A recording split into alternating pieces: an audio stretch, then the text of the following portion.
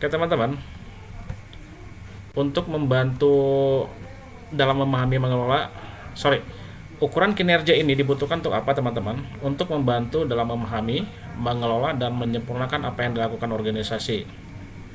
Ya, itu biasanya nanti akan timbul pertanyaan ya teman-teman ya. Dan pertanyaan-pertanyaan yang mungkin timbul nanti, seberapa efektif kita bekerja?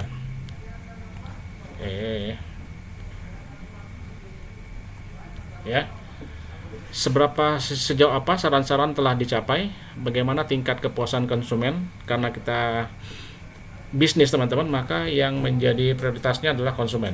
Lalu konsistensi hasil pekerjaan kita bagaimana, apa yang perlu diperbaiki atau dievaluasi teman-teman. Nah, kira-kira apa ya atau apa urgensinya kalau sebuah kinerja itu harus diukur teman-teman? Ada yang tahu nggak? Ada yang bisa bantu jawab?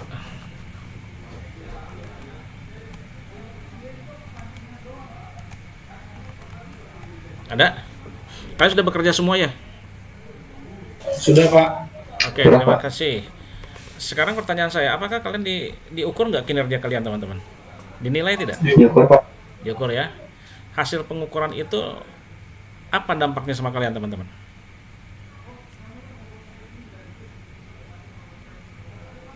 Apa kira-kira dampaknya sama kalian kalau pada saat kalian diukur kinerja kalian?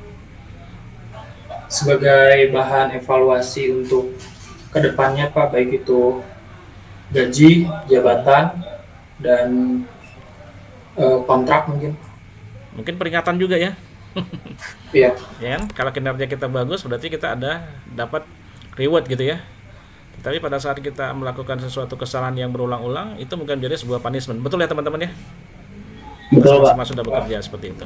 Nah, maka kita akan diukur ukuran kinerjanya seperti apa? Apakah efektif? Ya, apakah sasaran-sasaran yang ditargetkan sudah tercapai? Oke ya, seperti itu ya. Akan muncul pertanyaan-pertanyaan ini untuk mengukur sebuah kinerja, teman-teman. Dikatakan sini, you can manage what you don't control. Lalu katakan lagi, you can control what you don't measure, teman-teman. Dikatakan apa di sini? Ya, kita nggak dapat mengatur apa yang tidak bisa kita kendalikan teman-teman. Ya, kita nggak bisa nih.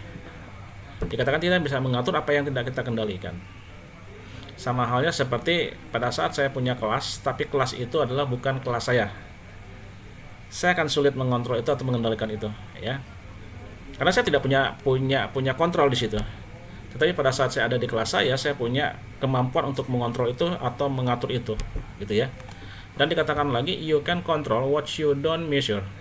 Dikatakan kamu tidak dapat mengontrol ya sesuatu yang tidak bisa kamu ukur. Dikontrolnya apa kalau nggak bisa diukur? Ya kan? Ini ukurannya nggak ada. Apa yang mau diukur gitu? Apa yang harus dikendalikan? Apa harus yang diukur? Ya nggak bisa. Karena kita memang tidak punya ada ukuran seperti itu. Siklus manajemen kerja berbasis pengukuran ini teman-teman. Ada 5 poin. Penetapan target atau standar yang harus dicapai. Lalu mendeteksi gap atau penyimpangan dari target dan standar dalam pengukuran.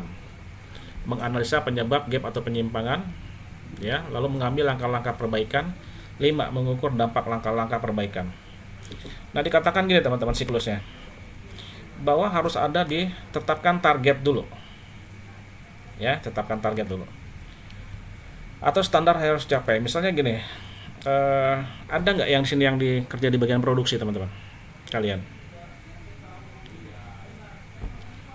Atau kalian tidak diproduksi, ada nggak kalian misalnya target kalian misalnya dalam minggu ini kalian harus mengerjakan A sampai C, ada nggak seperti itu teman-teman?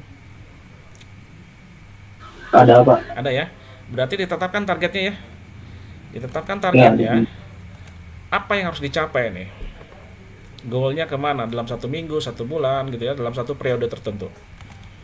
Lalu mendeteksi gap setelah ada standar standar yang harus dicapai teman-teman, maka akan dilihat gap itu ada atau enggak. Gap itu penyimpangan teman-teman ya, sebenarnya dari apa yang menjadi target dan terhadap sebuah fakta atau kenyataannya seperti apa.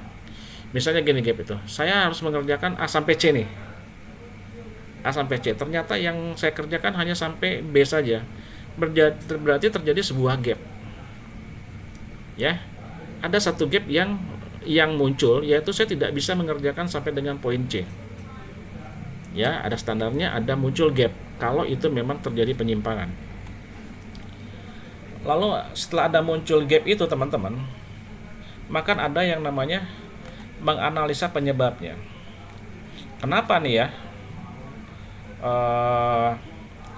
Misalnya Ridwan kok nggak bisa sampai mengerjakan sampai C. Apakah pada saat proses itu Ridwan sakit sehingga tidak bisa mengerjakan, atau mungkin bahan bakunya yang tidak ada, atau memang Ridwan tidak bekerja maksimal?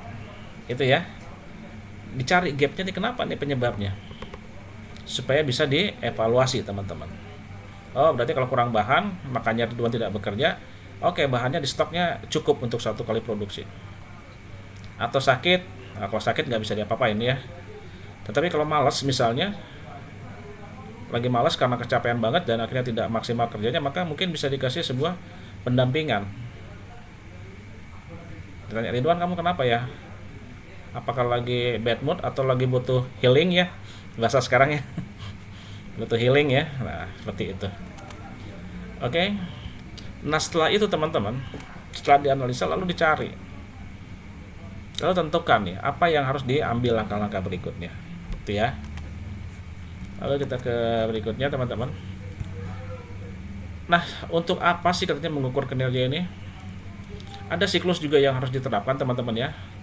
Di manajemen pengandalan itu harus melakukan sebuah pengukuran di sini. Ya. Di dalam pengukuran ini akan menghasilkan sebuah analisa gap atau deviasi simpangannya, termasuk dari input dari target dan standarnya teman-teman. Targetnya mana, standarnya bagaimana, itu menjadi sebuah akan memunculkan sebuah gap dari hasil pengukuran ya. Baru di situ nanti akan dilakukan sebuah perbaikan. Ini berulang-ulang teman-teman, seperti ini siklusnya ya, menjadi seperti ini. Oke. Pada saat kita membuat sebuah mengukur sebuah kinerja teman-teman, maka harus dibuat kriteria dulu. Kriterianya dibuat secara umum dulu, jangan khusus dulu ya. Yang umum seperti apa? Efektivitas dan efisiensi. Kayak sebelum lanjut, bedanya efektif dan efisien ada yang tahu teman-teman? Kita sering banget nih ngomong efisiensi, efektivitas. Ada yang bisa bantu jawab saya? Efektif itu apa? Efisiensi apa sih? Apa tuh bedanya seperti itu?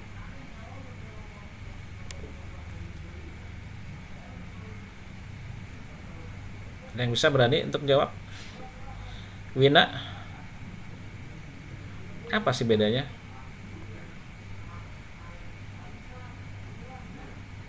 Bisa Wina? Kita cuma sedikit sih mas, cuma 1, 2, 3, 4, 5, 6, 7. Atau Dika, bisa Dika? Jawab. Izin jawab Pak. Oke. Ahmad ya? Panggilnya apa nih? Ahmad Fauzi? Panggilnya Fauzi Pak. Fauzi. Oke, Fauzi. Karena Ahmadnya ada 2 jadi Fauzi aja Pak. Siap. Kalau efisiensi itu mungkin lebih ke arah hasil ya Pak yang dilihat. Jadi seberapa besar hasil yang bisa kita dapatkan dengan effort seminimal mungkin. Kalau efektivitas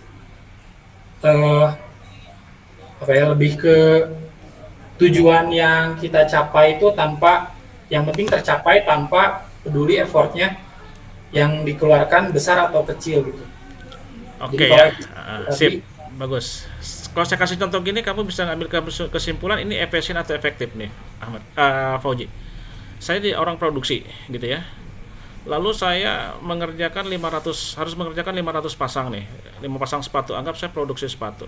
Saya harus mengerjakan 500 pasang. Lalu saya di bagian produksi itu ada 10 orang, ya, ada 10 orang. Lalu dimasuk 10 orang itu sanggup mengerjakan 500 pasang. Lalu saya minta lagi ke bagian SDM, saya minta 5 orang lagi, ya, 5 orang lagi. Berarti staf produksi itu ada 15 ya. Pertanyaannya adalah, pada saat saya meminta 5 orang lagi, ternyata produksinya tetap 500 pasang. Apakah ini efektif atau tidak? Ini termasuk efektif atau efisien?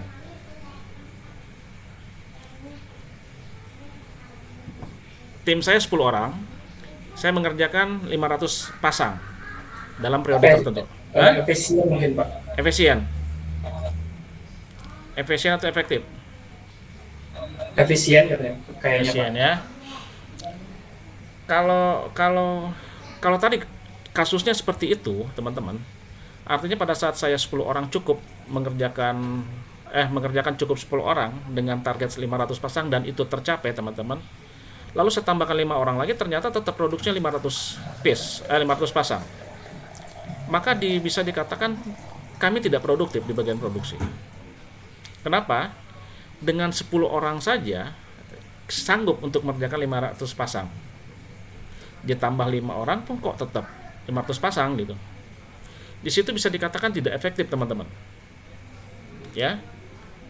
Lalu pada saat perusahaan ini asalnya menggaji 10 orang, sekarang harus menggaji 15 orang, teman-teman. Maka cost yang dikeluarkan, biaya yang dikeluarkan pasti lebih besar, betul ya? Asalnya saya menggaji 10 orang, sekarang menggaji 15. Nah, itu nggak efisien, teman-teman. Jadi boleh dikatakan bahwa efektivitas itu akan berhubungan dengan waktu dan sumber daya, teman-teman. Tetapi efisiensi biasanya berhubungan dengan finansial, gitu ya. Nggak efektif nih kalau tambah orang di sini, nggak efisien nih kita mengeluarkan 500.000, tapi hasilnya seperti ini, nggak. Jadi efektif itu adalah biasanya berhubungan dengan sumber daya dan waktu. Tetapi efisiensi adalah yang berhubungan dengan finansial, teman-teman. Tapi bagus Fauzi menjawab seperti itu ya. Oke, efektivitas ini, teman-teman, banyak orang mengkategorikan ini, menghasilkan output sesuai dengan spesifikasinya, doing the right thing, teman-teman. Ya, doing the right thing. Tapi efisiensi dikatakan apa? Doing things right. Kata-katanya sama-sama semua situ, teman-teman. Cuman di beda penempatan saja. Ya. Kalau yang efektif itu melakukan sesuatu dengan benar, melakukan sesuatu yang benar. Ya. Melakukan sesuatu yang benar. Tetapi efisiensi dikatakan adalah doing things right. Melakukan dengan cara yang benar, teman-teman. Itu ya. Bedanya seperti itu, teman-teman. Oke, itu tentang efektivitas dan efisiensi. Kalau ada yang mau bertanya langsung saja. Lalu ada yang termasuk kualitas. Kualitas ini menghasilkan output sesuai permintaan dan ya. Berarti yang tadi jawabannya tidak efektif juga tidak efisien ya, Pak? Yang mana? Yang penambahan 5? Iya, yang contoh kasus. Oke. Betul, tidak efektif, teman-teman. Ya. Tidak efektif kenapa? Karena saya ditambah 5 orang pun tetap jumlah produksi tidak bertambah gitu. Sia-sia dong ditambah 5. Itu dilihat dari sisi efektivitasnya. Tetapi bagaimana kalau dilihat dari sisi efisiensinya? Nggak efisien juga. Si penggajian harus mengeluarkan gaji untuk 5 orang yang dalam tanda kutip tidak menghasilkan atau tidak produktif, teman-teman. Itu apa gitu? Ya. Jadi betul, yang penambahan 5 orang itu tidak efektif dan tidak efisien, teman-teman. Kecuali ya, misalnya nambah 5 orang, tingkat produktivitasnya mungkin jadi 750 atau 1000 pasang. Itu efektif, teman-teman. Apakah efisien? Efisien. Karena apa? Semakin banyak produksi yang terjadi, maka tingkat penjualan nanti akan semakin tinggi juga. Gitu ya, teman-teman ya. Ada lagi, teman-teman? Cukup atau kita lanjut ya? Ya, Pak. Oke, kualitas menghasilkan output sesuai permintaan dan ekspektasi konsumen, teman-teman. Lalu tepat waktu. Menghasilkan output yang benar dalam waktu yang ditetapkan. Kualitasnya tetap bagus dengan waktu yang sudah ditetapkan. Deadline-nya 2 minggu, selesai 2 minggu. Tetapi bukan arti 2 minggu itu selesai, tetapi dengan menurunkan kualitas. Saya pasang sepatu asal pasang, tiba-tiba lupa, solnya satu nggak kepasang, tiba-tiba si bolong tali sepatunya kurang gitu. Itu nggak boleh juga, harus kualitasnya tetap dan tepat waktu. Lalu produktivitas, rasio antara nilai tambah yang dihasilkan dengan nilai aset yang digunakan untuk menghasilkannya, teman-teman. Yang dikatakan tadi ya, nanti kita akan melihat rasio perbandingan produktivitas itu seperti apa. Lalu keselamatan, kesehatan, dan keamanan lingkungan kerja. Ini yang selalu kalau kalian lihat, atau mungkin juga di kantor kalian, selalu ada yang namanya K3, teman-teman. Pernah dengar K3? Pernah, Pak. Apa itu? Fauji. Singkatan apa sih K3 teh? Kesehatan, keselamatan, kesehatan, kerja. Kesehatan, kerja. keselamatan kerja. Ya, gitu ya. Oke. Lalu kriteria kerja ideal tadi. Yang ini teman-teman, yang 1, 2, 3, 4, 5, 6 ini adalah yang umum ya teman-teman ya. Ini ukuran kinerja umum. Bagaimana kalau yang ideal? Karena nanti umum akan dibandingkan dengan ideal, ya. Maka itu yang nanti akan muncul gap, teman-teman. Kita tetap harus yang cari yang ideal, ya. Tapi target minimal juga harus tercapai. Kalau yang ideal tuh relevan, teman-teman. Relevan dengan apa yang ingin diketahui, ya. Jadi ada hubungannya. Kalau misalnya saya mengukur kinerja Fauji misalnya kerja di bidang produksi, lalu saya mengukur kinerja Fauji, jangan mengukur dari dia cara membuat report. Itu nggak relevan, teman-teman, nggak fair. Saya harus melihat Fauji, mengukur kinerjanya berdasarkan relevansi pekerjaannya. Kalau produksi saya akan lihat tingkat produktivitasnya bagus atau tidak. Dalam satu hari dia berapa produksinya, relevan, teman-teman. Jangan nanti orang keuangan diukur kinerja tentang produksi yang nggak nyambung dan nggak tepat, nggak relevan. Lalu truth, ya, indikator yang benar-benar mencerminkan apa yang ingin kita ketahui. Jadi sesuai dengan harapan yang kita ketahui, teman-teman. Lalu spesifik, memperhatikan variabel-variabel lain yang dapat mempengaruhi hasil pengukuran. Ya, contohnya apa? Lebih spesifik kita dalam menjabarkan sebuah variabel yang menentukan daripada kinerja seorang itu. Contohnya ya, spesifik. Misalnya Fauji, lagi saya ambil Fauji di bagian produksi. Ya, apakah betul dia memproduksi 50 pasang? Ya, lebih spesifik lagi, apakah betul 50 pasang yang tercipta itu sesuai dengan QC, ya, quality controlnya? Lebih spesifik terus, ya. Bukan hanya targetnya tercapai, tidak, tapi lebih spesifik apa yang ingin kita ketahui. Apakah teliti, gitu ya. Jangan-jangan buat sepatu kanan semua kan gitu ya. Ya teman-teman ya. Lalu konsisten, hasil pengukuran konsisten oleh siapapun dan dimanapun ukuran diambil. Ya, pengukurannya konsisten. Kalau misalnya saya mengambil kinerjanya Fauji, lalu ada orang lain yang mengambil kinerja Fauji, itu harus berdasarkan parameter yang sama, ya, dan harus konsisten. Kalau saya menilai A, B, C, D, maka teman saya harus juga menilai A, B, C, D, konsisten seperti itu dengan parameter yang sama. Ya, lalu clear. Clear itu berarti harus jelas, teman-teman ya. Lalu accessible, data ukuran dapat diperoleh atau bisa diukur. Sekali lagi dikatakan tadi, kita bisa mengontrol sesuatu yang bisa kita ukur, teman-teman. Jadi kalau kita nggak bisa diukur, nggak bisa juga kita dapat diperoleh hasil kinerjanya nanti. Ya, lalu yang berikutnya economical. Pengukuran dapat dilakukan secara ekonomis, tidak terlalu mahal. Contoh ya teman-teman ya. Ini mah contoh sederhana saja, Ini supaya untuk bisa melihat apakah yang dimaksud dengan ekonomis. Saya punya meja, saya lagi di depan meja. Meja saya ini ukurannya kurang lebih 1 meteran, gitu ya. Nah, pada saat saya mengukur meja ini teman-teman, ya secara sederhana aja, yang mungkin bisa menjadi patokan dalam pengukuran, saya ambil aja meteran, gitu ya. Oke, saya dapat ukurannya adalah 97 cm misalnya. Itu tidak ekonomis kalau saya menyuruh orang tolong ukurkan itu. Ya. Artinya apa? Saya harus mengeluarkan cost yang lebih besar untuk meng-hire orang atau menyewa orang untuk mengukur sebuah meja yang sederhana, teman-teman. Ya, itu ekonomikal, harus sesuai dengan yang sederhana, cara ekonomis.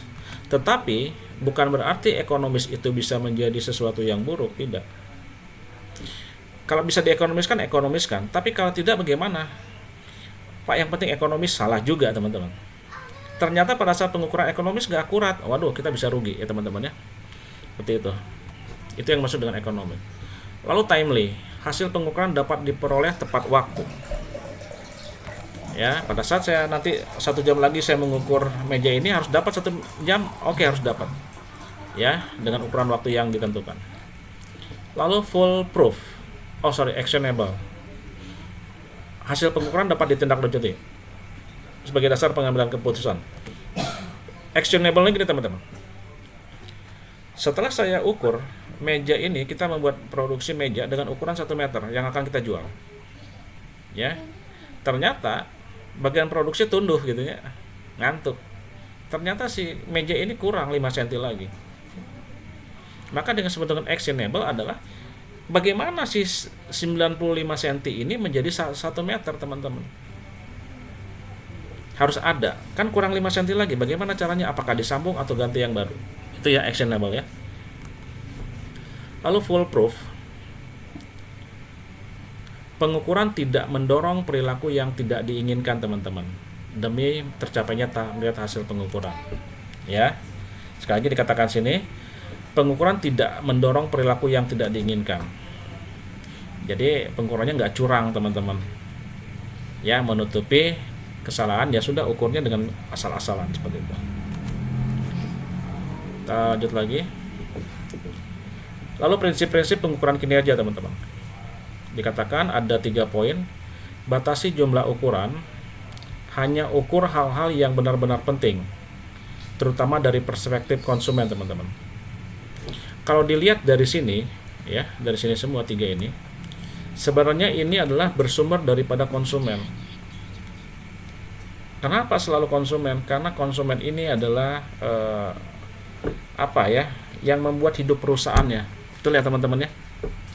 Kalau kalian misalnya bekerja di perusahaan jasa, apalagi perusahaan jasa, maka yang menjadi faktor utamanya adalah bagaimana konsumen atau pelanggan itu bisa puas. Jadi selalu berhubungan dengan konsumen. Jadi katakan apa? Ukur hal-hal yang benar-benar penting, terutama dari perspektif konsumen. Ya, orientasi pada kebutuhan konsumen. Dikatakan konsumen lebih tahu. Jadi memang betul ya, teman-teman ya, dikatakan bahwa konsumen itu adalah raja. Semua diukur lewat konsumen. Apa yang konsumen mau? Ya. Misalnya Ridwan selaku konsumen sepatu, dia berharap dia sedang pakai sepatu boot, maka dia berharap bahwa produsen sepatu membuat apa yang dia inginkan, sepatu boot dengan spesifikasi seperti ini, misalnya untuk naik gunung, bahannya seperti ini, lalu modelnya seperti ini. Itu yang menjadi tolak ukur perusahaan, teman-teman. Akan dikejar tuh, ya. Trennya masa kini gimana? Oke, ikuti tren itu. Ya, seperti itu, teman-teman. Ya, pokoknya prinsip pengukuran kinerja ini perspektifnya selalu konsumen, teman-teman ya. Ini, teman-teman. Ini gambar apa sih? Grafik, diagram, flow map, flowchart, DFD. Flowchart ya. Flowchart itu alur data ya, teman-teman ya. Beda dengan flow map ya. Kalau flow map kan alur dokumen dan itu sifatnya prosesnya manual, sedangkan flowchart itu adalah dokumen data, alur data yang prosesnya secara komputerisasi. Oke, kalau kita lihat teman-teman di sini, proses pengendalian kinerja teman-teman. Alur dokumennya alur datanya seperti ini. Ya, selalu diawali dengan start kan ya teman-teman ya. Kalian sudah belajar flowchart. Start lalu ada sampai dengan 9 poin yang harus dilewati. Yang dikatakan yang pertama identifikasi proses utama, lalu identifikasi aktivitas, tadi proses karena aktivitas. Lalu itu tentukan target standar kinerjanya. Lalu masuk tentukan ukuran kinerja. Dia langsung lanjut ke proses yang kelima, tentukan tanggung jawab. Lalu dari sini kumpulkan data. Ya teman-teman ya, setelah dikumpulkan data dievaluasi tuh. Masuk ke nomor 8, pembandingan dengan target dan standar. Ya, sini teman-teman. Dari proses nomor 67 ini, kumpulkan data dan evaluasi ini bisa diambil dari sebuah database. Kita mempunyai data. Nah, dia selalu bilang, jangan ngomong doang, ngomong berdasarkan data. Ya, data itu bisa menjadi sebagai database kita atau sebagai sumber input kita teman-teman ke evaluasi nomor 7 ini. Ya, database ini ada arah panah ke nomor 7. Berarti database ini adalah sebagai sumber inputnya ke nomor 7. Ya, ini saya rasa kalian paham dengan gambar ini, alur dokumen ini, alur data ini. Sekarang kita bahas per poinnya ya teman-teman ya.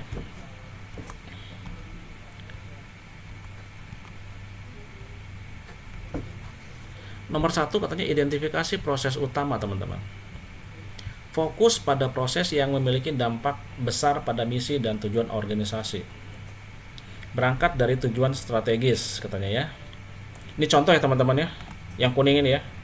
Dikatakan menjadi maskapai domestik penerbangan termurah. Tujuan strategisnya itu. Contohnya berarti ini adalah maskapai penerbangan nih teman-teman ya, swasta. Dikatakan menjadi maskapai penerbangan termurah. Kalian pernah tahu teman-teman ada maskapai penerbangan yang dianggap murah dulu teman-teman? Penerbangan apa itu? Garuda bukan? Garuda murah teman-teman. Lion Air. Lion masih nggak termasuk murah teman-teman. Ya. Batik Air bukan Pak? Bukan, Batik Air masih sekelas-kelasnya lah. Warna merah putih teman-teman.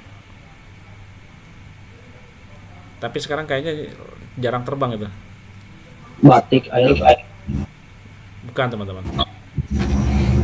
AirAsia apa? Nah itu ya, AirAsia teman-teman ya. Terkenal dengan murah ya, tiket murah ya. Nah, dikatakan itu menjadi maskapai penerbangan termurah teman-teman. Sebenarnya bukan dibuat jadi murah teman-teman. Ya memang kualitas daripada pesawatnya, kualitas cara menerbangkannya itu memang terlihat. Kalau yang harga tiketnya agak di bawah yang normal teman-teman. Sebenarnya itu bisa dibuat murah. Kenapa teman-teman? Mungkin saja ada yang dikatakan gini ya, sini ya. Berangkat dari tujuan strategis teman-teman. Tujuan strategisnya apa? Tujuan strategis misalnya maskapai penerbangan nih. Dia target strategisnya apa? Mengantarkan konsumen itu dari satu tujuan ke tujuan yang ditentukan. Ya, itu strategisnya. Sekarang teman-teman, kenapa si biaya tiket mahal? Itu yang dianggap sebagai peluang dari maskapai yang murah. Contoh gini. Saya menggunakan maskapai penerbangan A nih ya. Lalu saya dapat fasilitas teman-teman. Dapat makan siang, lunchbox, dapat snack box, dapat air mineral misalnya gitu ya. Mungkin kadang-kadang dikasih permen. Nah si maskapai penerbangan murah ini melihat itu adalah sebagai peluang dia dalam menghadapi pesaing teman-teman. Bagaimana ya di pihak manajemen ya, mereka ngomong gini. Bagaimana kalau kita bisa membuat maskapai penerbangan termurah, kita hilangkan semua fasilitas itu. Toh konsumen nggak butuh makan siang di pesawat misalnya ya, karena jarak tempuh cuma 1 jam atau 2 jam. Kayaknya mereka nggak butuh snack box, dan rata-rata biasanya bawa minuman sendiri. Bagaimana kita hilangkan itu? Jadi cost tiket kita akan lebih murah. Ya teman-teman ya. Itu adalah yang disebut dengan pesaing teman-teman. Ya. Artinya dia melihat itu yang bisa dihilangkan teman-teman. Akibatnya dia bisa menjual itu lebih murah. Misalnya dengan dia kena dapat makan, dapat snack, dapat minuman mineral gitu. Itu di total mungkin 70.000. Nah, kenapa tidak kita hilangkan itu, maka kita bisa mengurangi 70.000 dari harga tiket. Dan itu menjadi nilai tambah kita. Itu bisa terjadi ya teman-teman ya. Itu strategis. Lalu menjadi media berita yang paling up to date. Contoh pers ya, media ya. Bagaimana dia coba strateginya? Orang lain baru mau mengabarkan, ini sudah dapat beritanya, langsung dikabarkan secara live. Kan akhirnya ratingnya semakin tinggi ya, seperti itu teman-teman. Lalu proses utama adalah outputnya penting bagi tercapainya tujuan strategis teman-teman. Proses utamanya teman-teman ya, dikatakan proses utamanya adalah yang outputnya penting bagi tercapainya tujuan strategis. Tujuan strategisnya seperti apa, dan itu harus menjadi proses utamanya. Lalu mengacu pada critical success factor teman-teman. Ini CSF. Ini kalau kita belajar CSF, critical success factor ini teman-teman, ini bisa satu buku teman-teman. Ya, ada mata khusus untuk CSF ini dengan berbagai metode. Ini dikatakan di sini bagaimana faktor-faktor kritis di dalam kesuksesan teman-teman. Itu ya. Tapi tidak akan singgung terlalu jauh teman-teman. Tuh. Lalu yang nomor 1 juga masih proses utama, hampir semua selalu proses yang dianggap penting dari kacamata konsumen. Ya, sekali lagi ini berangkat dari konsumen teman-teman. Sekarang pertanyaan lagi teman-teman sebelum maju. Kalian pernah buat slide PowerPoint? Iya Pak. Kalau kalian membuat slide PowerPoint untuk siapa? Kebutuhan siapa? Audiens, Pak. Audiens, betul ya. Berarti teman-teman, perusahaan juga sama. Pada saat dia membuat sebuah produksi, maka kebutuhannya bukan untuk perusahaan itu. Selalu berkacamata pada konsumen. Sama seperti kita membuat PowerPoint. Jadi pada saat kita membuat PowerPoint teman-teman, jangan egois. Ya. Saya rasa nih bagus nih presentasinya, gambar kayak gini, backgroundnya kayak gini, warnanya kayak gini. Itu kalau kalian berpikir membuat PowerPoint seperti itu teman-teman, berarti kalian tidak melihat dari kacamata konsumen teman-teman. Paham maksud saya ya? Jadi pada saat kita membuat PowerPoint, ingat targetnya siapa? Audiens. Berarti yang harus dilihat, diukur adalah kacamata audiens. Pada saat kalian membuat PowerPoint kepada anak-anak SMP, SD gitu ya, cocok nggak dengan warna, misalnya warna-warna yang soft? Nggak cocok teman-teman. Ya, kasih warna-warna yang ngejreng gitu ya, kontras ya. Tetapi bagaimana kalau audiens kalian yang sudah dewasa, dikasih yang ngejreng, kabur semua teman-teman. Nggak suka dia. Kasih warna yang soft. Kenapa? Pada saat mereka tertarik dengan apa yang kita sajikan, maka dia akan betah. Betul ya teman-teman ya? Sama perusahaan juga selalu melihat dari kacamata konsumen, bukan dari kacamata dia. Dia mah nggak penting, karena kita menjual apa yang konsumen butuhkan, bukan yang pegawai butuhkan teman-teman. Maka semua ukurannya adalah konsumen. Konsumennya senangnya seperti apa sih? Oke, ikut trennya, buat seperti itu. Ya, apa yang mereka senangin modelnya seperti itu, ikuti seperti itu. Ya, itu teman-teman. Oke, identifikasi proses membutuhkan definisi proses yang jelas, ya. Di sini dikatakan apa produk atau layanan output yang dihasilkan, siapa konsumennya, model proses, prosedur, aliran kerja, data benih, teman-teman ya. Identifikasi proses ini, teman-teman. Sebentar, di sini ada pada saat kita menjual sesuatu atau memproduksi sesuatu, apakah itu barang atau jasa, lihat siapa konsumennya teman-teman. Kalian pernah masuk ke beberapa Jogja department store nggak teman-teman, di daerah yang berbeda? Pernah? Pernah perhatikan nggak kalau misalnya di fashion teman-teman itu ada perbedaan barang yang dijual teman-teman? Ya, coba kalian masuk misalnya ke Rio Junction teman-teman ya, Rio Junction, lalu kalian coba masuk ke Jogja Jalan Sunda, lalu kalian coba masuk Jogja Kiara Condong teman-teman, akan terlihat perbedaannya yang disajikan di masing-masing tempat itu, walaupun sama produsennya adalah Jogja, tapi terlihat bahwa di The Junction teman-teman, Jalan Rio itu, kualitas barangnya itu dia membuat target untuk konsumen kelas menengah ke atas teman-teman. Dia jual barang-barang yang jangkauannya, targetnya konsumen yang menengah ke atas. Coba turun lagi ke daerah Jogja Sunda yang standar-standar teman-teman harganya. Kalian pindah lagi coba ke Jogja Kiara Condong, barangnya di bawah. Kenapa? Targetnya udah jelas. Oh, orang-orang sini dia lihat demografinya teman-teman, demografi penduduk situ. Oh, kira-kira mereka pendapatannya di sekitar segini, maka kita nggak boleh jual barang yang mahal-mahal teuing cina gitu. Percuma, nggak laku. Tapi bagaimana kalau itu dijual di Rio Junction? Oke, yang di situ kalangan menengah ke atas, kita jual barang-barang yang branded, laku. Ya teman-teman ya, harus dilihat seperti itu. Oke, kita lanjut lagi. Fokus pada aktivitas. Ini udah kita masuk nomor 2 teman-teman ya. Identifikasi aktivitas utama. Tadi proses utama, sekarang aktivitas utama. Dikatakan fokus pada aktivitas yang berdampak pada faktor keberhasilan proses secara keseluruhan, ya, secara holistik ya teman-teman ya. Efektivitasnya, efisiensinya, kualitasnya, kecepatannya, produktivitas atau keselamatannya. Yang kedua, prioritas aktivitas harus dikonfirmasikan dengan semua pihak yang terkait. Artinya, kalau itu ada di produksi, kita bicara produksi, maka proses yang ini, prioritas aktivitas ini teman-teman, ya, itu harus dikoordinasikan atau diinformasikan kepada semua bagian. Ya, seperti minggu lalu pernah saya sampaikan bahwa ada yang prinsip departemen ya teman-teman ya. Ingat ya.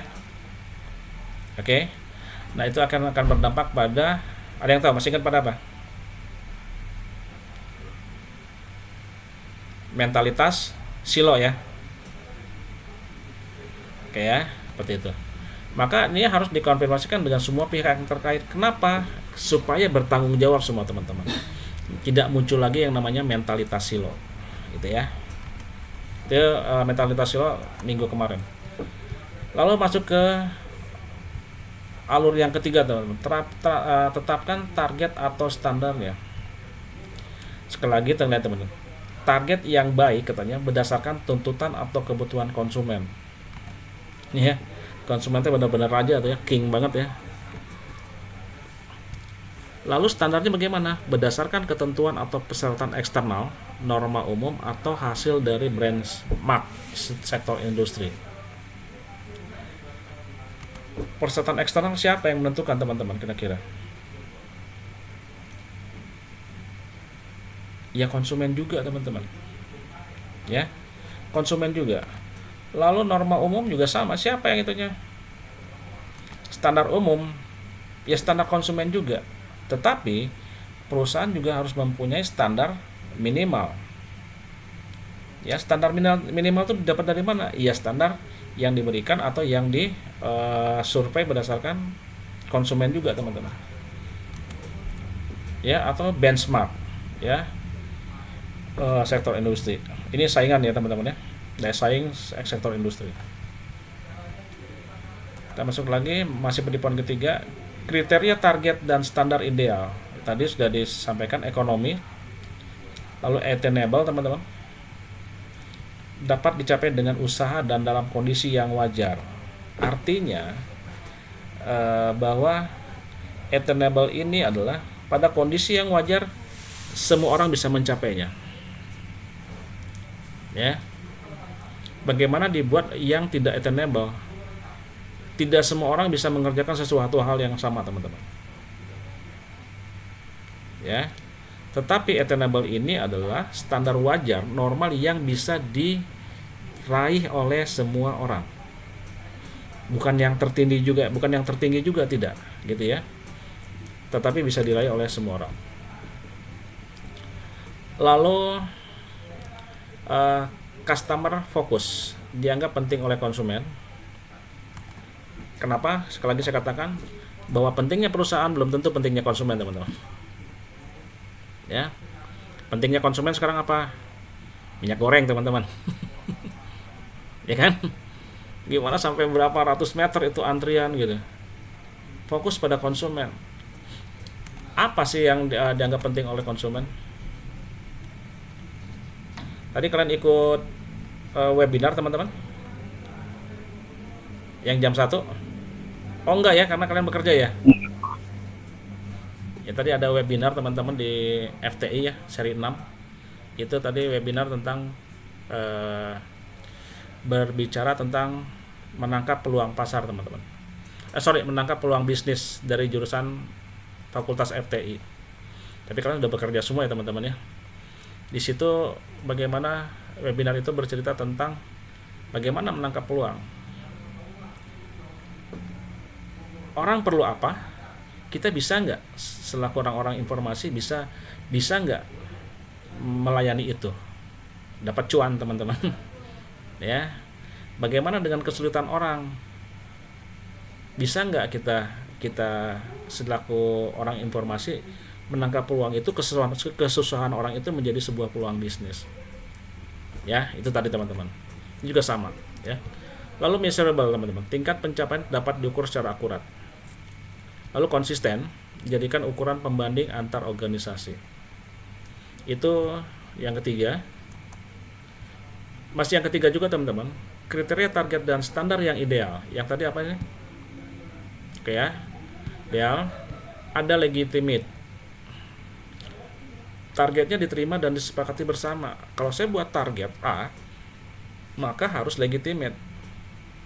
Semua harus mendukung itu menjadi target bersama, bukan target pemasaran, bukan target produksi, bukan target keuangan, tapi target bersama yang harus legitimate. Ya, oke, kita sepakati bersama, kerja keras bersama. Ini tidak ada departemen, ini tidak ada departemen A. Kita harus bekerja sama dalam satu perusahaan dengan tujuan yang sama, gitu. Lalu applicable, teman-teman ya, dapat diberlakukan. Lalu Anda understandable, tidak memungkinkan interpretasi yang berbeda. Semua paham. Ya, targetnya sepertinya harus paham semua. Tidak ada salah yang interpretasi. Nggak boleh ada yang salah mengartikan itu. Sehingga nanti akan muncul yang disebut dengan pain, teman-teman. Bukan rasa sakit ya painnya di sini. Tapi pain ini singkatan profitable, achievable, important, dan numerical, teman-teman. Akhirnya pada saat kita menetapkan standar ideal, maka kita akan mendapatkan 4 ini. Keuntungan dapat diterima, teman-teman ya. Lalu itu menjadi sesuatu yang penting dan menjadi sebuah angka-angka. Angka-angka itu berarti sebuah apa? Bisa keuntungan. Keuntungan perusahaan maka akan dibagikan kepada karyawannya, teman-teman, menjadi kesejahteraan karyawan. Sekali lagi, teman-teman, kalau ada yang bertanya bisa langsung di-cut ya. Tetapkan target atau standar yang nomor 3 juga untuk setiap output yang dihasilkan. Ini sama nggak? Oke, ya. Ya. Nah, yang harus diperhatikan, teman-teman, saya langsung sini. Yang harus diperhatikan di dalam menetapkan target atau standar ini yang warna kuning. Apakah ada kendala atau batas intrinsiknya? Apakah ada kendala atau batas keselamatan? Apakah ada persyaratan yang sudah ditetapkan? Apakah sudah mencapai titik diminishing return? Bandingkan dengan tingkat di organisasi lain, teman-teman. Ini yang dikatakan benchmarking tadi. Ini harus bisa dijawab, teman-teman. Ya. Apakah dengan kita membuat target ini akan muncul jawaban ya? Ya. Apakah ada kendala? Kalau jawabannya ya, berarti itu tidak merupakan standar yang baku. Apakah ada kendala atas batas keselamatan? Kalau iya, berarti nggak bisa menjadi standar. Apakah ada persyaratan yang sudah ditetapkan? Nah, kalau iya atau tidak ini tergantung dari perspektif mana ya teman-teman ya. Kalau misalnya persyaratan itu yang menjadi sesuatu yang bagus dan ada, berarti itu sesuatu yang baik. Lalu apakah sudah mencapai titik diminishing return? Apakah sudah uh, menjadi titik balik sebuah perusahaan itu? Itu juga bisa terjawab. Ya, ini teman-teman.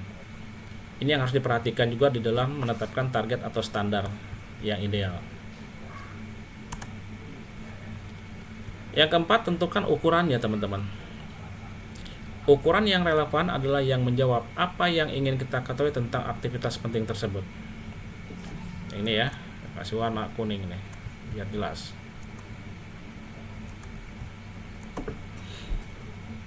Ukuran itu bisa menjadi sebuah atau memunculkan pertanyaan, apa yang ingin kita ketahui tentang aktivitas penting tersebut. Lalu mutu ukuran ditentukan oleh pertanyaan apa yang akan dicarikan jawabnya dengan pengukuran tersebut.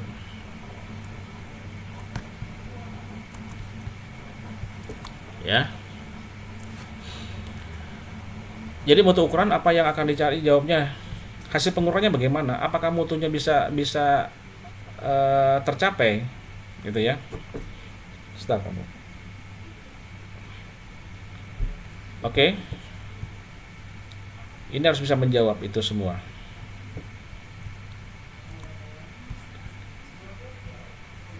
Pertanyaan-pertanyaannya antara lain ya, untuk menentukan ukuran. Sejauh mana tinjauan strategi, tujuan strategis telah tercapai. Teman-teman, untuk mencapai sebuah ukuran atau target, biasanya kita evaluasi dengan cara membuat sebuah question teman-teman ya, dan itu berbentuk menjadi kuesioner. Ukuran itu akan ukuran kinerja itu biasanya berupa sesuatu yang pertanyaan yang harus terjawab, apakah itu dari segi kuantitas atau kualitas teman-teman. Kalau kualitas berarti jawabannya ya tidak, puas atau tidak. Kalau kuantitas pertanyaannya berapa banyak yang diproduksi, muncul angka teman-teman ya. Maka semua ini harus terjawab. Sejauh mana tujuan strategis telah tercapai ya. Ini apakah bisa menjadi kuantitas, kualitas biasanya menjadi sebuah kuantitas 90% kah, 80% kah, atau sudah 100% kah. Bagaimana dampak output suatu proses pada pencapaian tujuan strategis? Dampaknya seperti mana nih outputnya? Lalu apa yang menghambat tercapainya tujuan? Ya teman-teman ya, apa yang menghambat? Apakah kita kualitasnya jelek, harganya mahal? Padahal orang adalah mencari harga murah, kualitas terbaik ya teman-teman ya. Konsumen selalu begitu. Itu mah prinsip ekonomis ya. Mengeluarkan uang sedikit tapi untuk mendapatkan sesuatu yang banyak. Itu sudah manusiawi. Di mana kelemahan proses bisnis ini? Ini teman-teman, kalau kita berbicara tentang proses teman-teman ya, bagaimana proses itu menjadi sesuatu yang utama. Misalnya di dalam sebuah proses bisnis teman-teman, saya contohkan lagi, misalnya saya harus mengurus sesuatu dan saya harus melewati 5 meja teman-teman, meja A, meja B, meja D, meja C, D, E. Setelah itu selesai, dilihat nih proses bisnisnya, apakah konsumen konsumen mah sudah pasti akan bilang ya mau nggak mau harus dilewati 5 meja itu. Tetapi kadang-kadang ngedumel juga, ngurus gini aja harus 5 meja, asal di pingpong gitu kan ya. Nah si perusahaan ini harus melihat dengan bagaimana kita memangkas perjalanan si konsumen ini dari 5 meja menjadi 3 meja. Ternyata konsumen senang banget teman-teman. Oh ternyata yang 2 meja di tengah ini bisa kita hilangkan. Ya, proses verifikasinya cukup di meja terakhir. Kita hilangkan 2 meja, maka konsumen akan melewati 3 meja saja cukup. Senangnya pasti luar biasa teman-teman. Maka proses bisnis yang harus dihapus yang mana? Oke, proses bisnis dengan 5 meja terlalu berbelit-belit. Kita pangkas, kita buang 2 meja. Konsumen akan melewati 3 meja saja, dan itu bisa. Itu proses bisnis yang harus diperhatikan teman-teman. Mana proses-proses yang bisa dihilangkan tanpa merubah tujuan. Ya, jangan sudah 5 meja tambah 1 meja lagi gitu ya, supaya konsumennya jadi pusing gitu kan. Bagaimana yang sudah ada dikurangi tetapi tetap efektif teman-teman, tidak menghilangkan sekali lagi tujuan daripada proses itu. Oke, kita lanjut lagi. Tahapan dari tentukan pengukuran gini teman-teman. Identifikasi ukuran kinerja yang dapat menjawab pertanyaan. Ini semua lagi identifikasi data mentah yang dapat digunakan untuk mengukurnya. Identifikasi lokasi data dan pencatat data. Identifikasi aplikasi sumber data atau metode pengumpulan data. Kalau dilihat teman-teman, tahapannya ini adalah yang berhubungan dengan apa? Banyak yang berhubungan dengan data. Betul ya? Bukan data, datanya dari mana gitu kan, terus lokasi datanya dari mana. Contohnya lagi tadi seperti saya bilang teman-teman, sini dikatakan ada identifikasi lokasi data dan pencatat data. Saya sampaikan tadi bahwa data harus dicari datanya dulu teman-teman. Demografi orang-orang di sekitar Rio Junction itu seperti apa, menengah ke atas atau menengah ke bawah. Catat data lokasinya, berarti harus di sekitar itu. Demografinya seperti apa, kalau perlu sampai dengan mereka itu sifat belanjanya seperti apa, orang yang nggak mau susah ya, atau yang pokoknya beli yang ikut tren tinggal beli. Catat datanya semua. Lalu cari lagi, ingin membuat satu cabang lagi tempat yang lain, catat lagi demografinya, datanya harus dari situ. Nggak boleh disamaratakan. Data demografi dari daerah Rio Junction itu dipukul rata ke tempat-tempat yang lain, hancur teman-teman. Harus sesuai dengan kondisi lokasi dan demografinya. Itu tentang data ya teman-teman ya. Itu harus memperhatikan yang namanya data. Nah, apalagi ini teman-teman ya, seberapa sering data itu diambil. Jangan-jangan kita ngambil data dari Rio Junction itu 10 tahun yang lalu, nggak up to date ya, maka tidak bisa dijadikan acuan. Nah, pada saat menentukan ukuran teman-teman, tadi yang saya katakan itu ada rasionya. Ini yang harus dihafal teman-teman ya. Kalau efisiensi teman-teman yang ini ya, efisiensi itu tingkat ukurannya seperti apa, ini yang harus dihafal. Adalah rumusannya, rasionya teman-teman, input aktual itu dibanding atau dibagi dengan input ideal menurut rencana, maka itu menjadi rasio yang efektif. Sekali lagi, efisiensi itu didapat dari apa tingkat ukurannya? Input aktual ya, input aktual dibagi dengan input ideal menurut rencana. Sekali lagi, input aktual dibagi dengan input ideal. Kalau semakin tinggi teman-teman input aktualnya, itu efisiensi semakin baik atau tidak teman-teman? Ya, kita berdasarkan rasio input aktual berbanding dengan input ideal. Bagaimana tingkat efisiensi kalau input aktual itu lebih tinggi teman-teman dibanding dengan input ideal? Efisiensi semakin baik atau semakin buruk?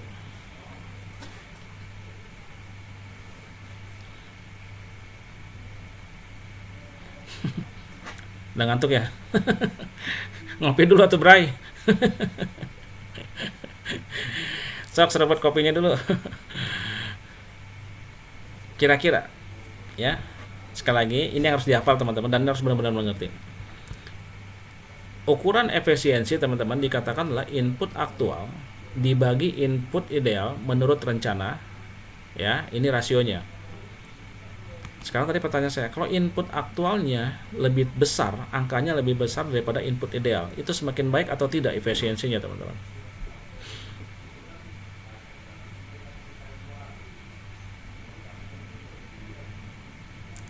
come on. Daripada tunduk lah, mending mikir lah nama.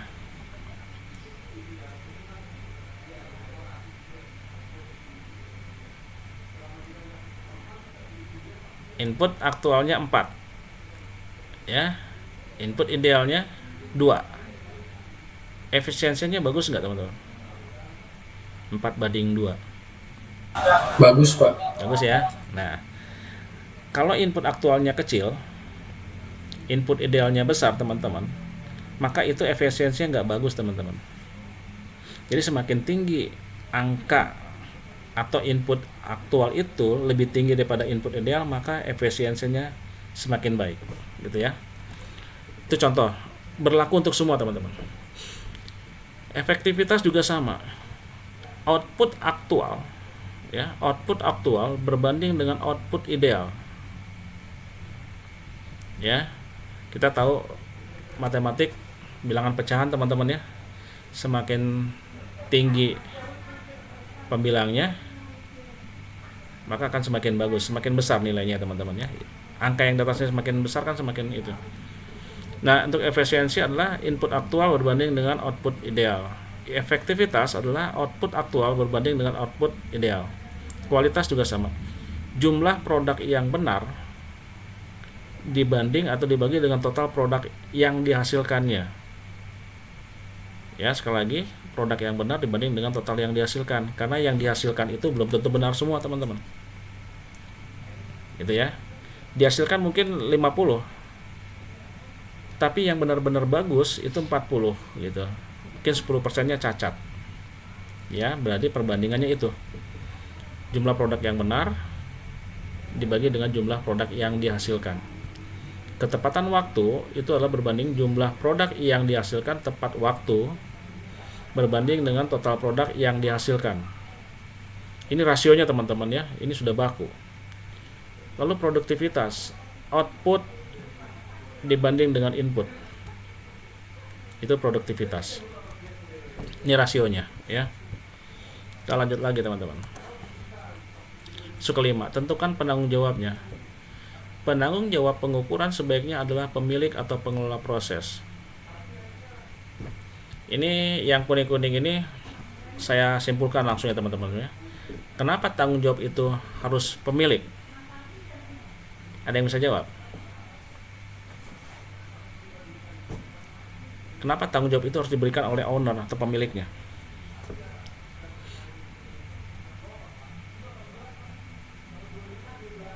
Ayo, ada yang bisa? Karena pemilik lebih mengetahui tujuan terus kebutuhan apa dari perusahaan yang dikelolanya, Pak. Oke, Fauji ya. Lebih tahu ya. Lebih tahu tujuannya ya. Ya. Ada yang lebih besar daripada itu enggak? Artinya ada yang lebih tepat enggak? Itu betul, dia lebih tahu pasti. Saya punya pasti akan lebih tahu tujuan saya kenal, tapi ada nggak yang lebih penting daripada itu?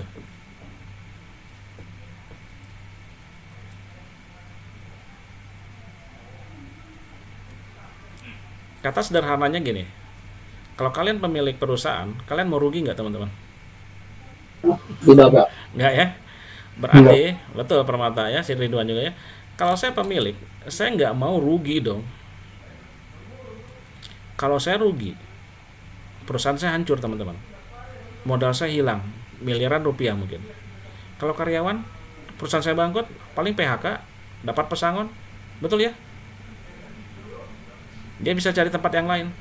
Tapi kalau penanggung jawab itu diberikan oleh pemilik, maka pemilik akan berusaha keras untuk mengatur itu teman-teman, supaya dia tidak rugi, tidak bangkrut. Maka dia akan bertanggung jawab penuh.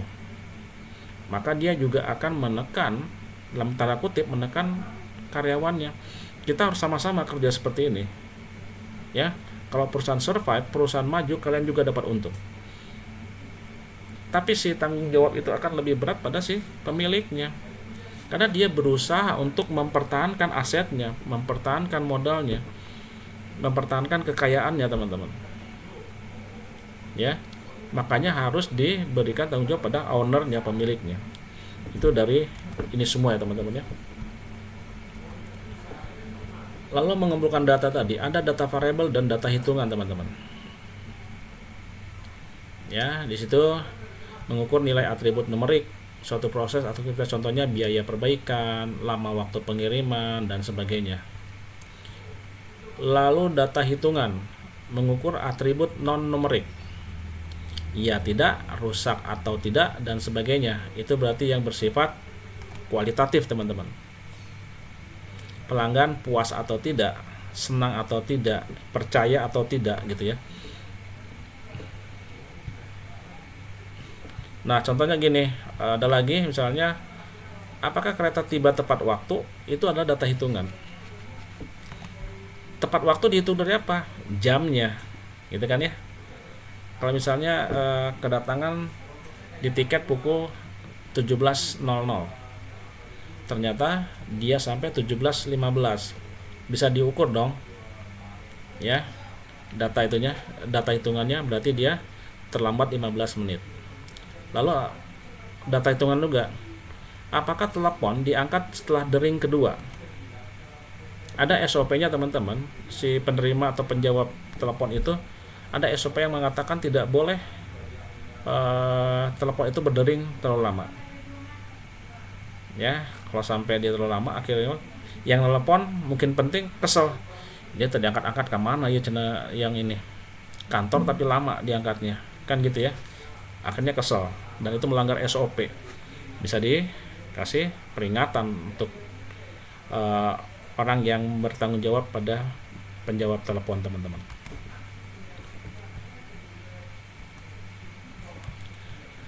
Lalu mengumpulkan data lagi, data diambil dari sistem-sistem aplikasi teman-teman ya. Data diambil dari aplikasi. Kalau perusahaan kalian menggunakan aplikasi ya, contohnya sistem absen ya teman-teman ya. Di kantor kalian sistem absennya pakai apa? Manual atau fingerprint? Atau pakai aplikasi teman-teman? Fingerprint ya. Berarti kan datanya diambil dari aplikasi ya teman-teman ya. Nah itu datanya akurat gitu. Ada juga yang diambil dengan data itu diambil dengan manual teman-teman. Contohnya pakai check sheet. Contoh ukuran kinerja teman-teman, ukuran kinerja dari janitor ya, atau orang yang suka bersih-bersih di toilet teman-teman ya, janitor ya, OB gitu ya. Kalau kalian juga lihat di kamar mandi, toilet, swalayan, supermarket, atau di kantor kita sekalipun, suka ada yang namanya check sheet ya teman-teman ya, lembar kerja yang di sistem checklist gitu. Pernah lihat? Nah gitu ya. Jadi misalnya jam sekian sampai jam sekian sikat lantai kamar mandi, lalu jam sekian itu memeriksa pengharum ruangan. Kalau dia sudah lakukan di checklist, ini sudah dilakukan di checklist. Itu data diambil secara manual, biasanya menggunakan check sheet teman-teman ya, itu manual. Tetapi kalau data yang diambil dengan aplikasi, contohnya tadi ya, sistem kehadiran kita menggunakan fingerprint, atau sistem penjualan mengambil data dari aplikasi penjualan, itu data-data yang diambil aplikasi. Oke, kita lanjut lagi.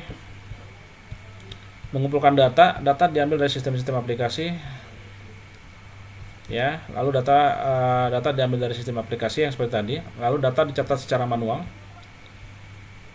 Oh ini mah sama teman-teman, sorry. Ini saya hapus saja yang ini ya. Ini 2 poin, itu saya copy. Nah ini. Yang ketiga, simpan data dalam database, data warehouse teman-teman. Kalau data warehouse, gudang data ya. Gudang data itu kita bisa melihat, kalau sudah masuk ke database, kalian sudah paham bagaimana kerja database, berarti database itu menyimpan data secara historical teman-teman. Database itu diambil pada hari apa, pukul berapa, jam berapa. Kelihatan ya? Data itu diedit, diupdate pada tanggal berapa, jam berapa, sekian. Secara historinya terbaca kalau menggunakan data warehouse itu. Lebih akurat biasanya. Lalu nomor 7, evaluasi hasil pengukuran. Sebelum menarik kesimpulan evaluasi teman-teman, maka buat sebuah pertanyaan dulu. Apakah data yang diperoleh dapat menjawab pertanyaan yang mendasarinya? Ya. Contoh tadi, Ridwan suka terlambat nggak ya? Gitu ya. Suka terlambat nggak? Maka harus dilihat, dievaluasi dari mana? Dari pertanyaan itu. Apakah data yang diperoleh dapat menjawab pertanyaan yang mendasarinya nggak? Lihat saja fingerprintnya. Terlambat atau tidak. Itu bukti otentik, ya kan? Oke, absennya fine-fine aja nih, nggak ada yang warna merah gitu. Lalu apakah frekuensi pengambilan data telah dipatuhi? Kalau tidak, mengapa? Ya teman-teman, karena ada beberapa data yang penting itu diambilnya berdasarkan frekuensi tertentu teman-teman. Kalau di orang perbankan lebih tahu. Ada yang kerja di perbankan? Nggak ada. Kalau di perbankan itu sangat tepat teman-teman, dia punya periode tertentu untuk menarik data. Kadang-kadang kita nggak bisa narik uang tunai di ATM pada pukul-pukul pergantian hari teman-teman. Ya, karena itu adalah sebagai maintenance softwarenya. Kadang-kadang mereka menarik data di tanggal segitu. Jadi kira-kira kita harus menunggu lewatlah beberapa menit. Karena sistem biasanya menarik data di situ pada waktu-waktu tertentu. Lalu apakah data yang diperoleh cukup representatif untuk menarik kesimpulan? Contoh tadi, betul nggak kinerja Ridwan ini suka telat terus? Ya, ternyata dalam 1 bulan Ridwan ternyata ada terlambat, misalnya 2 hari. Apakah bisa dipukul rata Ridwan kinerjanya nggak baik? Nggak juga dong. Betul kan? Dua absen Ridwan tidak merupakan data representatif dari kinerja Ridwan. Kecuali dalam 1 bulan 3 minggu telat terus. Itu beda gitu ya. Tapi kalau cuma 2 diambil jadi sebuah data yang menjadi acuan, ya nggak bisa seperti itu teman-teman. Nomor 7, analisa hasil pengukuran. Tampilkan data untuk mempermudah analisa teman-teman. Ini banyak sekali ya teman-teman ya. Menampilkan data ini dalam bentuk grafik gitu ya, atau dalam bentuk yang lain. Katakan ditabulasikan dalam plot dalam grafik, bandingkan nilai data dengan nilai target. Nah ini yang harus diperhatikan teman-teman ya. Kalau kalian bagian penyajian data, ini yang harus kalau bisa dihindari. Waspadai pemilihan skala grafik yang dapat menyembunyikan permasalahan atau menjerumuskan teman-teman. Kalau kalian buat misalnya grafik histogram dalam bentuk grafik batang atau grafik kolom, jangan membuat skala yang tidak begitu pas. Contoh gini, misalnya kalian membuat ukuran datanya paling besar misalnya 20 teman-teman ya, paling tinggi 20 angkanya. Ternyata kalian buat skalanya adalah skala per 100 teman-teman, atau per 50, maka data kalian akan dianggap tidak ada. Kenapa? 20 dibanding 100 itu kan sangat kecil ya teman-teman ya. Data paling tinggi 20, ternyata kalian buat setiap titik skalanya 100, 200, 300, 400, 20 katilep atau nggak muncul datanya, jangan-jangan gitu. Kadang-kadang orang seperti itu supaya apa? Memblurkan lah ya, membuat itu menjadi abu-abu. Susah bacanya kumaha itu teh. Wah, skalanya 100. Nggak representatif gitu. Ya kalau misalnya datanya 20, ya buat saja skalanya mungkin skala 5 biar terlihat terukur dengan baik. Kalau misalnya datanya sampai ribuan, oke, buatnya pakai skala 100 nggak jadi masalah. Cari pemilihan skala yang baik. Ya. Lalu gunakan standar yang sama untuk semua grafik untuk menghindari persepsi yang salah. Apapun grafiknya, minumannya pasti teh botol sosro ya teman-teman ya. Iklan saya endorse. Oke. Nomor 8, perubahan perbandingkan dengan target. dilakukan terutama oleh pelaksana proses sendiri. Pelaksana proses, jika deviasi atau gap dengan standar atau target tidak signifikan, lanjutkan proses pengukuran teman-teman. Ya, gapnya ada gap nih. Ya, gapnya jika deviasi atau gap dengan standar tidak signifikan. Ya, kalau signifikan sih nggak jadi masalah. Tetapi kalau ada signifikan itu kok terlalu jauh ya gapnya ya. Misalnya targetnya 10, kok ini cuma 1. Faktanya cuma 1. Ukur lagi teman-teman. Karena bisa jadi salah pengukuran. Gitu ya. Tapi kalau misalnya targetnya 9, dia 7 gitu ya, terjadi 7 atau 6, ya mungkin lah ya.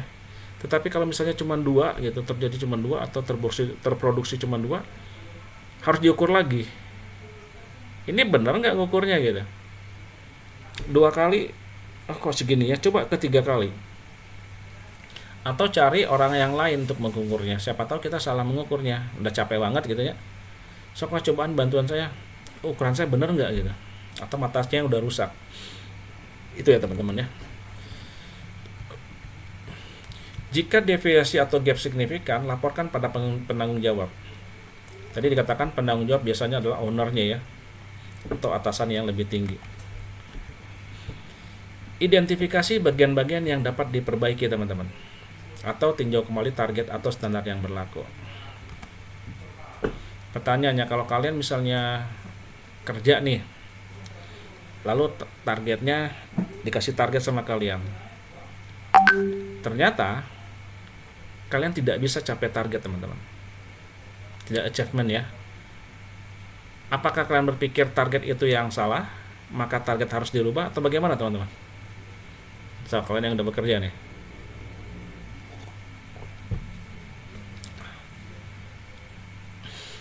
siapa yang bisa jawab? Kalian dikasih kerjaan targetnya sampai D, ternyata kalian nggak pernah sampai ke D teman-teman targetnya. Kalian bilang ke pimpinan kalian, ke bos kalian, Pak jangan targetnya jangan sampai D atuh, nggak bisa nyampe ke D, rubah tuh targetnya sampai B aja gitu. Pernah nggak berpikir seperti itu teman-teman? Jangan harus. Kenapa Ridwan? Jangan harusnya. Jangan harusnya ya. Karena tadi bapak bilang kan lebih baik. Jangan memilih mudah, tapi lebih baik memilih baik. Lebih baik. Masih ingat ya di slide berapa tuh ya? Ya, jangan kita berpikir akan diberikan sesuatu yang mudah, tapi kita belum membuat sesuatu yang baik ya. Betul teman-teman. Sama halnya kalau kalian misalnya, saya akan bandingkan 2 ya. Kalian mahasiswa dan kalian pekerja. Kalau kalian diberi target dan kalian merasa tidak bisa mencapai target, berarti yang dirubah bukan targetnya teman-teman, tapi proses kalian untuk mencapai target itu yang dirubah. Betul ya? Karena apa? Tadi di poin yang penting, pada saat membuat target itu sudah harus bisa dipastikan dengan orang-orang yang biasa target itu bisa tercapai teman-teman. Ingat ya, ada seperti itu ya. Dengan sesuatu yang wajar, dengan orang yang biasa, target itu harus bisa tercapai. Targetnya. Berarti kalau target itu tidak tercapai teman-teman oleh kita, maka ada sesuatu yang salah di dalam proses mencapai target itu. Sama halnya kalau itu pekerja. Bagaimana kalau seorang mahasiswa? Target kalian dapat IP 3,5 misalnya. Sesuatu yang mungkin nggak teman-teman dapat 3,5 IP? Mungkin ya? Mungkin Pak. Mungkin banget, 4 aja bisa kan? Tetapi kalau kita tidak sudah membuat target 3,5 IP kita, kok nggak sampai? Jangan turunkan targetnya teman-teman. Karena yakin 3,5 tuh bisa. Tapi mungkin cara kita untuk meraih target itu yang kurang tepat. Belajarnya nggak serius gitu ya. Udah capek akhirnya nggak belajar, ya nggak akan dapat target. Karena 3,5 misalnya target itu sudah pasti bisa, karena kalian buat target, kalian tahu kemampuan kalian sampai di mana. Sama dengan perusahaan, kalau kalian dikasih targetnya sampai D, saya yakin perusahaan juga mempunyai kemampuan untuk melihat kemampuan kalian bisa mencapai itu. Jadi jangan minta tolong Pak atau Pak targetnya diturunin gitu. Ya nggak bisa, langsung aja nih ada surat resign ya, tanda tangan aja gitu. Ya kan teman-teman ya, malah kita disodorin pada Pak targetnya turunin. Ini sok atau saya kasih surat aja lah, tanda tangan di situ. Surat apa nih Pak? Resign katanya. Kan celaka teman-teman. Itu jadi dilema ya. Tenang teman, sebentar lagi selesai nih teman-teman. Tentukan langkah perbaikan, menyusun rencana kerja, action plan. Ada action plan, ada business plan teman-teman. Ini action plan. Tujuan dibuat rencana kerja apa? Memperbaiki kelemahan-kelemahan. Semua pekerjaan yang tidak di planning dengan baik itu nggak akan menghasilkan sesuatu yang maksimal. Ya. Lalu untuk apa action plan itu? Menghilangkan penyebab kelemahan-kelemahan tersebut. Tadi memperbaiki kelemahan kalau ada. Lalu memang kalau kelemahan itu memang ada, kalau nggak bisa diperbaiki, menghilangkan penyebab kelemahan tersebut teman-teman. Ternyata penyebabnya adalah malas misalnya gitu ya, atau kurang serius, maka itu harus dihilangkan di dalam rencana kerja kita. Lalu mencapai tingkat kinerja proses baru tanpa kelemahan-kelemahan tersebut. Ya, mencapai tingkat kinerja tanpa kelemahan. Artinya kelemahan itu sebenarnya ada, tetapi kita yang lebih tangguh sekarang teman-teman. Gitu ya. Jadi mencapai tingkat kerja proses baru tanpa kelemahan-kelemahan tersebut. Sama seperti resiko teman-teman. Resiko bisa dihilangkan nggak dalam sebuah pekerjaan? Nggak bisa ya. Resiko nggak bisa dihilangkan. Kalau kalian mempelajari manajemen resiko, risk management, resiko itu bukan untuk dihilangkan, karena nggak akan mungkin bisa dihilangkan. Resiko itu tidak bisa dihilangkan, tapi diminimalkan teman-teman. Ya, itu yang dipelajari dalam manajemen risiko, sama seperti ini. Lalu mempertahankan atau meningkatkan efisiensi dan efektivitas proses. Mempertahankan kalau baik, kalau ingin dipertingkatkan menjadi lebih baik, itu menjadi sebuah rencana kerja teman-teman. Oke, sampai sini sudah poin 9 tadi di flowchartnya adalah sampai 9 juga. Ada yang ingin ditanyakan